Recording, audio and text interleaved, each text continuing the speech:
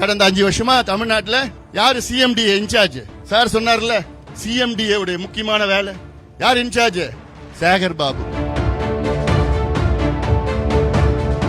Periyar Maniammai Institute of Science and Technology, Tanjavur. CSE with specialization in AI and ML, data science, cybersecurity and more. அவர் ஹார்வர்ட்ல பெரிய விஞ்ஞானி, அமெரிக்காவில் ஹார்வர்ட்ல double PhD, நீரியல்ல expert. அவர்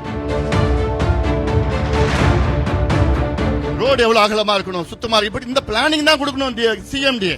ஆனா நம்மளுடைய சேகர் பாபு வந்த பிறகு அந்த சிஎம்டிஏவே அதுவே கட்டுமானங்களுக்கு வேலைகள் அந்த சிஎம்டிஏ பண்ண ஆரம்பிச்சிருச்சு. தமிழ்நாட்டில் என்ன சொல்றாங்க?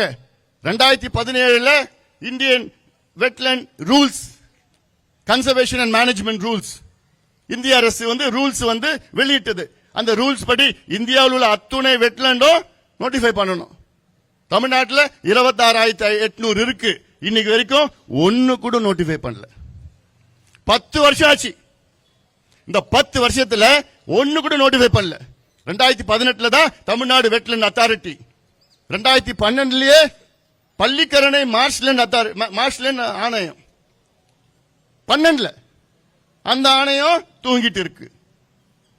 இதன் பிறகு நமக்கு எவ்வளவு பெரிய அங்கீகாரம் 2022 ராம்சார் அங்கீகாரம். ராம்சார்னா ஈரான் நாட்டில் ராம்சார் நகரத்தில் 1971 ஒரு ஒப்பந்தம் போடப்பட்டது. பல நாடுகளில் உள்ள தலைவர்கள் அங்க சேர்ந்து உலகத்தில் உள்ள அத்துணை வெட்லேண்டும் ப்ரொடெக்ட் பண்ணணும், அதுக்கு ஒரு ஒப்பந்தம் போட்டாங்க.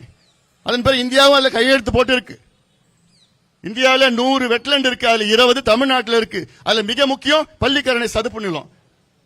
அந்த வெட்லேண்ட் ராம்சார் வெட்லேண்ட் படி பாத்தீங்கன்னா 1248 ஏக்கர், 1248 ஹெக்டேர் அந்த ராம்சார் கன்வென்ஷன்ல கையெழுத்து போட்டு இருக்கு.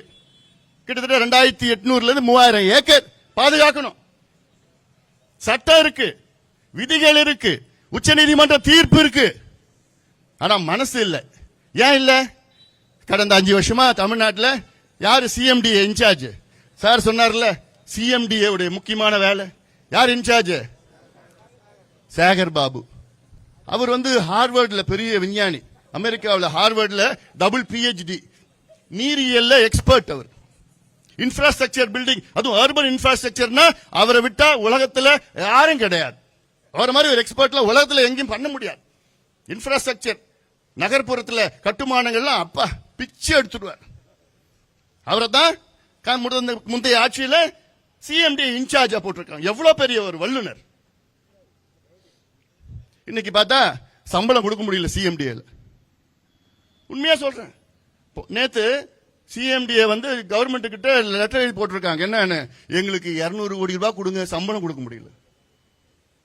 சிஎம்டிஏ 52 வருஷமா இருக்கு. சிஎம்டியோட வேலை என்ன?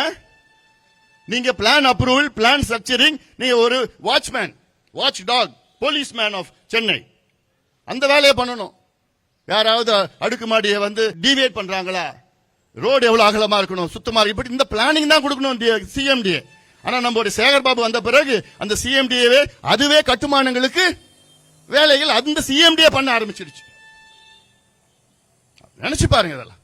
அப்போ இதெல்லாம் இப்படி இருக்கின்ற ஒரு நிர்வாகம் 5 ஆண்டு காலம் சென்னை கடுமையா பாதிக்கப்பட்டிருக்கிறது, கடுமையா பாதிக்கப்பட்டிருக்கு. இது இப்படி போன்ற அதிகாரிகளோ இது போன்ற அமைச்சர்களோ வச்சுக்கிட்டு சென்னை இன்னும் நாசமா தான் போயிட்டு இருக்கு. தவிர இவங்களோட நோக்கம் காசு தான், வேற எதுவுமே கிடையாது. Periyar Maniammai Institute of Science and Technology, Tanjavur. CSE with specialization in AI and ML, data science, cybersecurity and more.